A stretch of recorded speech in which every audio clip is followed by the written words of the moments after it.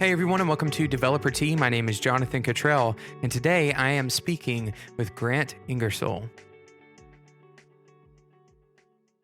Grant, thanks so much for coming on the show today. Thanks for having me, Jonathan. So I reached out to you because you wrote on a very interesting topic, text, and that sounds like that's probably huge. And so I want to get into the details of what your book Taming Text is about. It was released back in 2013, but everything that's relevant in a book about that kind of topic 2 years ago is probably relevant today as well. Wouldn't you agree? Yeah, I certainly hope so, and I think based off of sales, that's proving to be true, which makes me happy. I mean, Taming Text is really geared towards, in many ways, who I was as an engineer back when I started on this problem, which is I knew how to program. I had a computer science degree. I knew algorithms and data structures and all that fun stuff, and I knew databases. And I had no clue about how to work with text. Well, I shouldn't say no clue. I mean, I knew kind of the basics of regular expressions and I could build those things out. And so, in a lot of ways, what I wanted to do is take and say to engineers who have never done this text stuff before, they haven't done search, they haven't done classification, they haven't done clustering, they haven't done named entity extraction, take these common problems in natural language processing or text and make them accessible to engineers without all of the math. So the book is really geared towards each chapter kind of starts off with here's the concepts, here's the examples, here's some real world things that you see. And then it goes and shows open source examples of how to do that.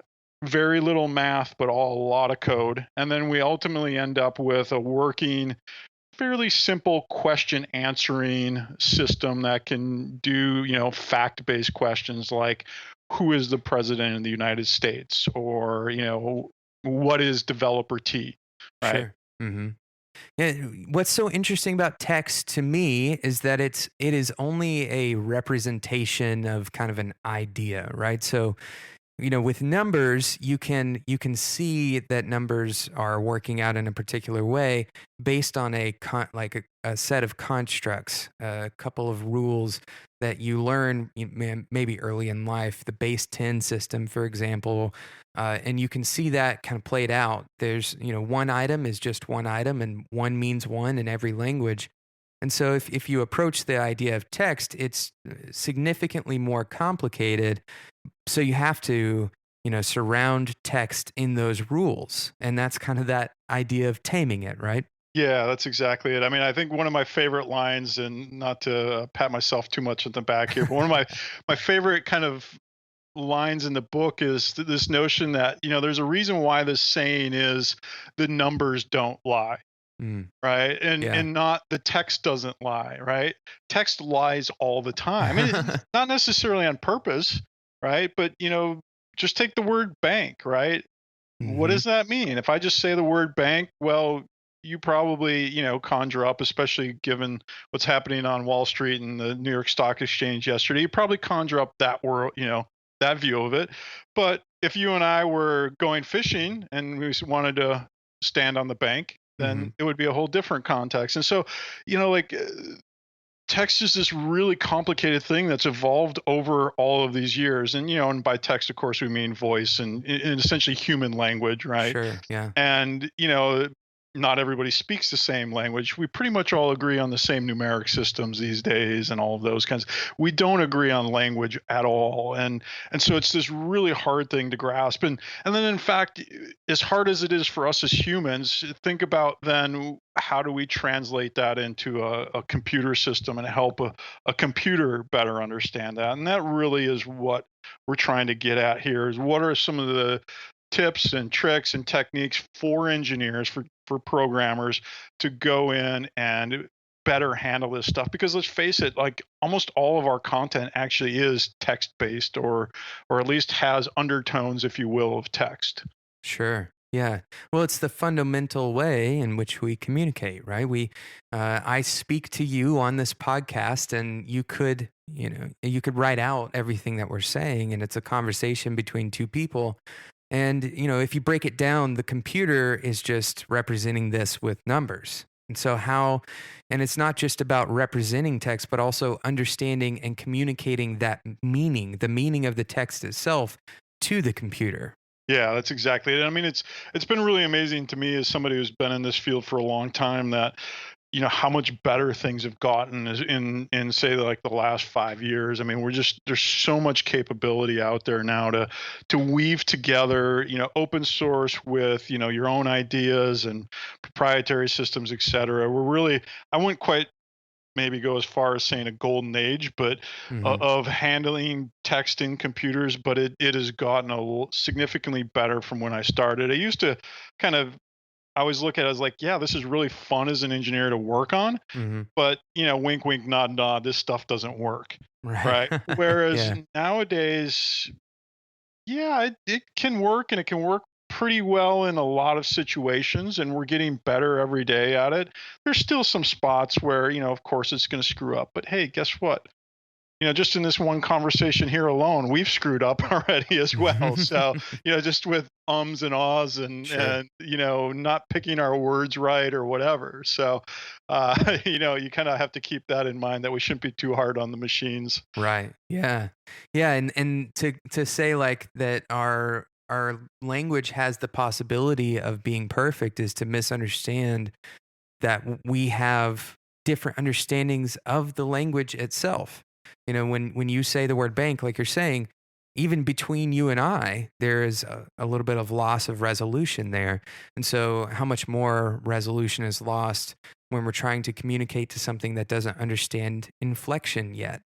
Yeah, exactly. I mean, and I think, what you're starting to see is more and more tools that are kind of working up the NLP stack, if you will. The kind Hmm. of the low level of the stack is things like, character encodings and syntax and punctuation. And higher up the stack is, things like world knowledge Hmm. or, at Yeah. least tribal knowledge anyways. The fact that you and I both speak English, like we didn't even have to assert to each other that we both spoke English. We just took it for granted, right? Yeah. Or Hmm. that whatever our cultural references are right now that are implied. But yet, if you're somebody else from a different country coming in, you may not understand those, and so all of those things create friction in essentially the communication transaction, right? And so Yeah. what's been really amazing, I think, in recent years is the tools that are getting better and better at moving up that stack. You just look at, for instance, the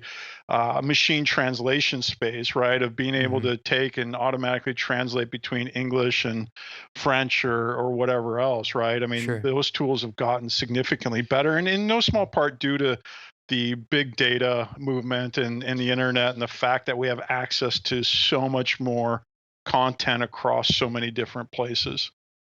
Understanding the differences between meanings of a given text, uh, NLP is such a huge part of people are doing a lot of research on NLP. They have for a long time, but even more now because things like multi-core and higher computing power is going to make NLP much more accessible, I think, to lower level devices or everyday devices, handheld devices.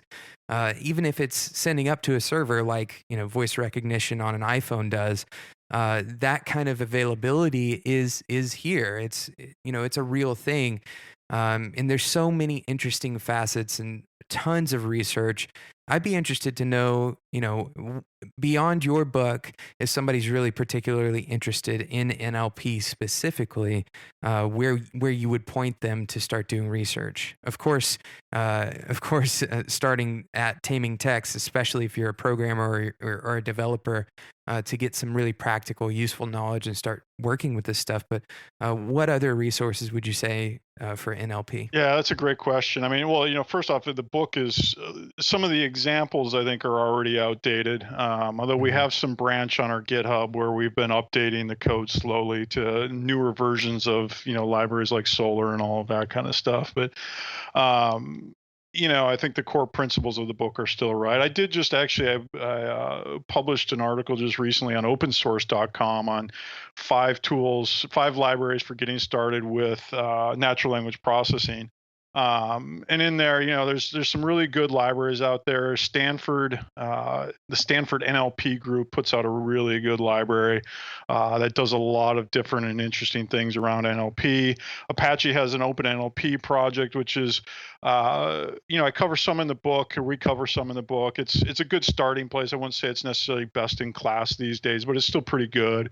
Hmm. There's a whole bunch of open source libraries out there.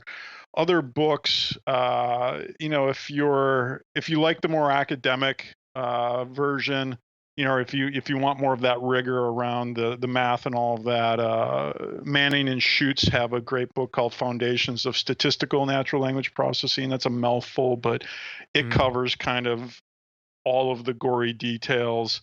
Of course, like obviously academia has a ton of work going on here. There's conferences and papers and all of that constantly being published on that.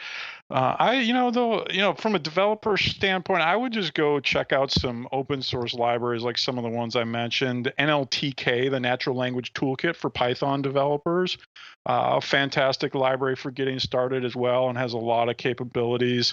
It's called Gate, GATE. That's another great framework that has a lot of pieces that you can kind of plug together to build out NLP stuff. So, um, you know, lots and lots of good stuff out and available on the web. That's probably where I would start, just with some simple Google searches, and go look at some open source projects, and then really just like get your hands dirty trying out some of these libraries. I mean, go download your favorite book or whatever, or go to Gutenberg Press and get some public domain novel, and just chunk it through with the code and see what happens. Yeah. Yeah. That's kind of how I started. Is you just start, hey, a little bit at a time, and then pretty soon you start having these flashbacks to high school where you're like, oh yeah, I remember my grammar teacher teaching me that. Hmm. Yeah. and then next thing you know, like you're immersed. Sure.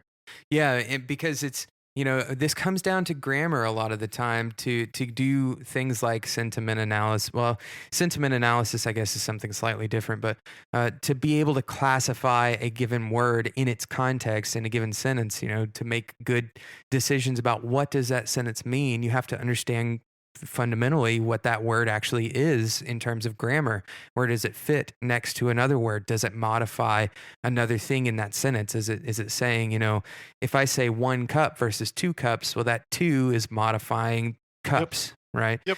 And there's so many different things like that you will run into as you actually try to do things like, for example, if you just open google.com and start typing things into Google, right? Like that will give you an idea of what types of problems you will run into doing text analysis in general. But there's nothing like actually doing a project for yourself. That's right. Do something that analyzes text in some way. Yep, that's exactly right, and I think that's, yeah, I mean, especially that's the kind of the engineer mindset, is dig in and figure it out, and then go learn what you don't know, right? Sure. Yeah. By seeing what happens and looking at some examples, and then going from there. Yeah, absolutely. Grant, I'm going to take a quick sponsor break and then I'm going to come back. I have a couple more questions before we wrap up. Great.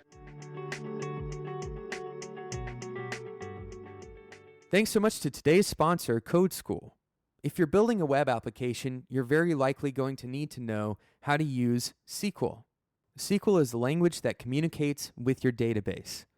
Code School recently launched a second course on SQL. It's titled The Sequel to SQL. In this course, you'll learn the most important parts of the SQL language so you can create tables with constraints, use relationships, and write powerful join queries. With levels like aggregate functions, subqueries, and normalization and relationships, this brand new course will help you become fluent in the most widely used database language on the web. You can learn more today at codeschool.com/developer-t. Of course, as always, that link will be in the show notes. Go to codeschool.com/developer-t. Grant, we've been talking about taming text, your book, as well as the subject of taming text, talking about, natural language processing, which, by the way, I don't know if we actually mentioned what NLP means. For those of you who are not, who haven't had an introduction to NLP, it's the idea that we've been talking about, basically processing language that comes from a human in some way to be able to understand the meaning of that language. Uh, I have a few questions for you now that are kind of hard. And I told Grant already off the record what these are, and he said, "Yeah, those are hard." So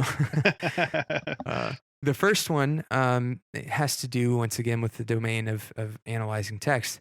What would you say right now is kind of the next big problem to be solved in text analysis and language analysis?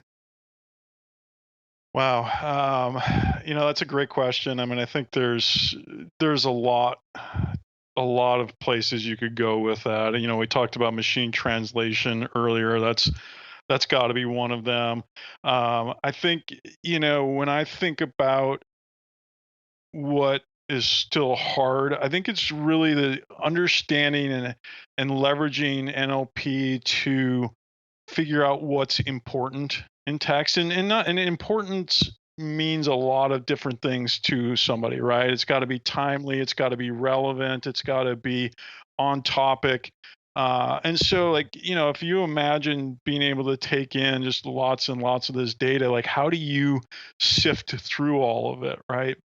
To me, it's kind of the end user application of, like, how do we make the machines do a lot more of this grunt work. Hmm. The other things with NLP is, there's obviously some just practical things of, this stuff is usually really CPU and computer intensive. Are there better algorithms, better data structures that we can do more, faster, better, stronger, all of those kinds of things at larger scales?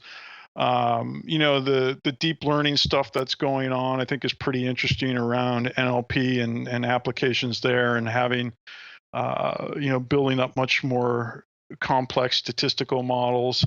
At the end of the day, though, I think it still ties back into the human level of how do we make these interfaces complementary and natural for us, right? Sure. The Yeah. phone extension is great. Like, I can just talk to my phone and I can get a lot of that, right? But how can we start to bridge the gaps between the ways people communicate and fill in?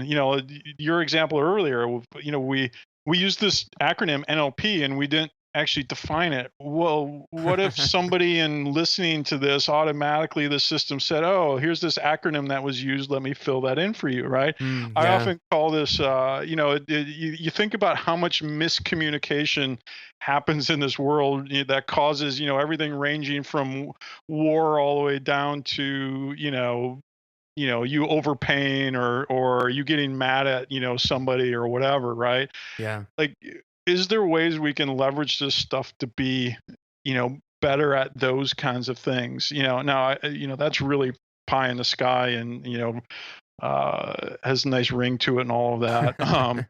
But, the practical side of it too, I think, is just, better, faster, stronger at this stuff. Yeah. Dealing with more of the ambiguity in language.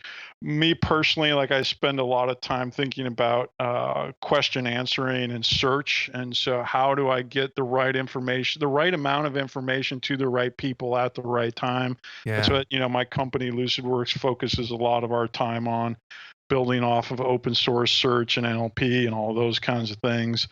Mm.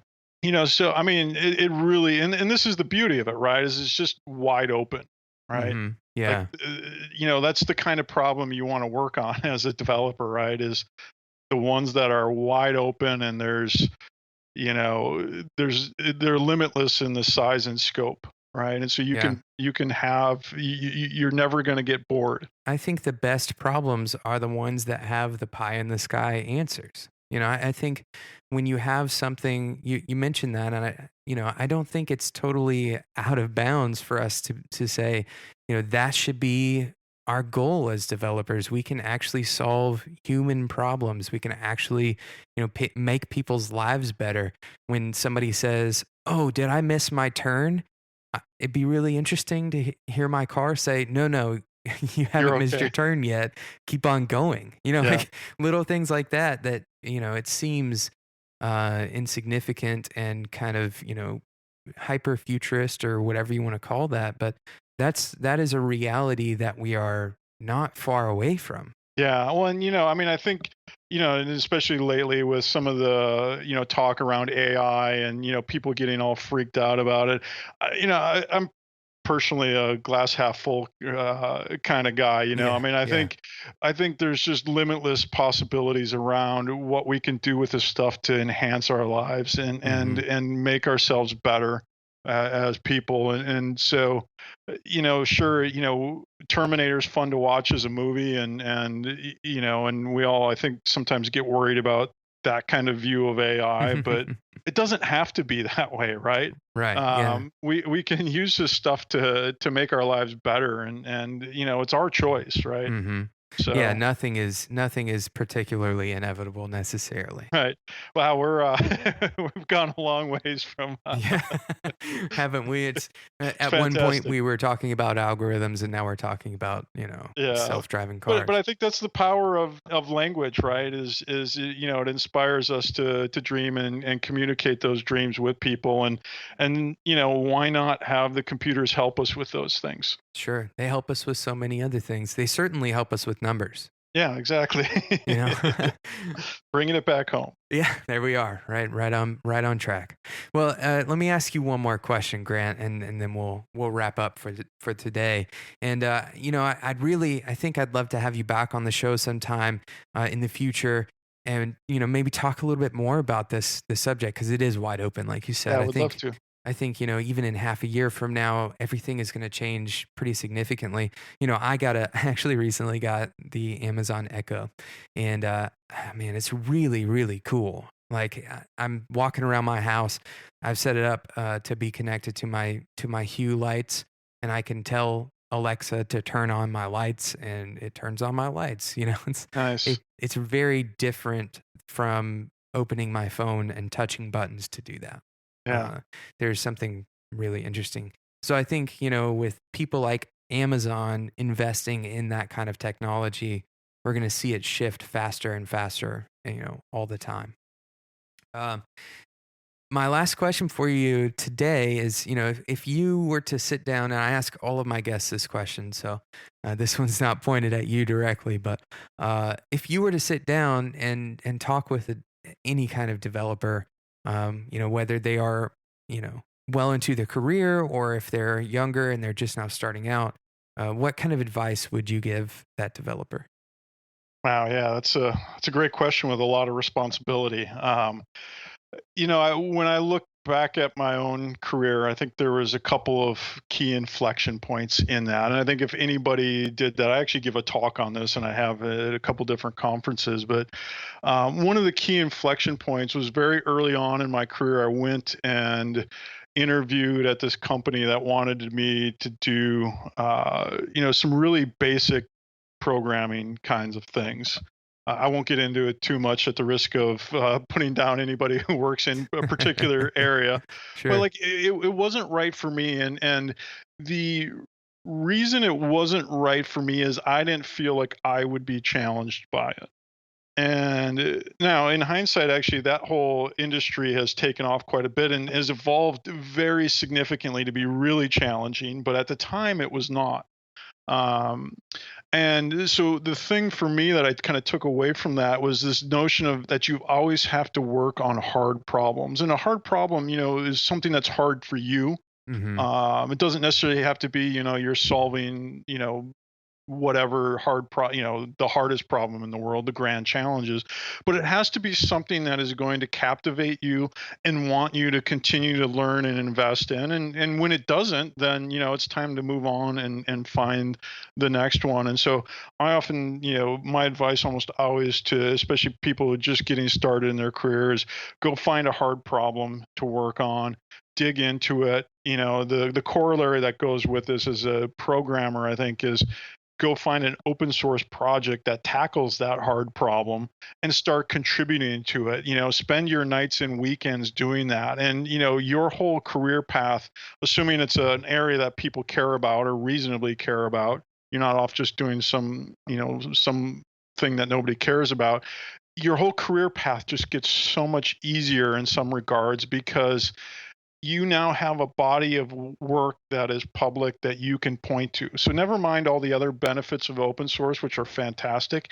Just this essentially this body of work that you can point back to, much like an artist would have, a body of work. They say, look, I painted this, I painted this, I painted this, and this is why you should pay me to paint yours, right? Or a photographer, right? This is the same kind of thing. Is you've got to develop and curate your portfolio of work, and there's no better way to do that than open source, especially if you can find a good project. Right now, put my own hat on there, and I'd say, well, Lucene and Solar are great places to do that, or Mahout, or some of these projects. But it really can be anything. Go and find one of those and get over the fear of contributing to them. I think a lot of people end up being blocked because they're afraid, oh, what if somebody doesn't like my code, or what if I don't do it right? And well, good. Now you have somebody telling you how to fix things. Well, Yeah. go learn from that, right? Yeah. And by doing that, I can remember multiple times in my career where you would walk into the room and people would be like, oh, well, I've already read all your code. Here's a few questions. And it's like they're trying to convince you as opposed to you trying to convince them. And Yeah. that's a really nice position to be in as as somebody looking and seeking employment, right? Hmm. And so, go spend the time doing that kind of thing. Get up on a hard problem and show that you're capable of making incremental improvement on that problem. Yeah. That goes for people who are interested in anything. It's not True. just Very true. text. It's not just searching text or, categorizing or doing NLP.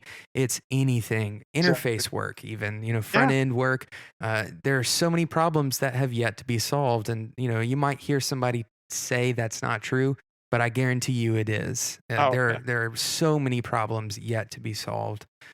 Just go And look in my issue backlog, and I can show you there. There's yeah, plenty yeah. to be had there. Yeah, I mean, all over the place. And if you are interested in working on text problems, uh follow Grant. That's another great way to find out, what is going on in that particular niche of the programming world, of the engineering world. But there are so many things out there still left to be solved. So don't feel like you have to make up your own problems to solve. You can go and create value in the world today without even having a job. Now, of course, a job is nice to have, right? Exactly. but you can create value in the world and make yourself even more employable today by working on something that's open source. Absolutely. Exactly. Very cool. Grant, thank you so much for being on the show today. I appreciate your time. It was my pleasure, Jonathan. Thank you.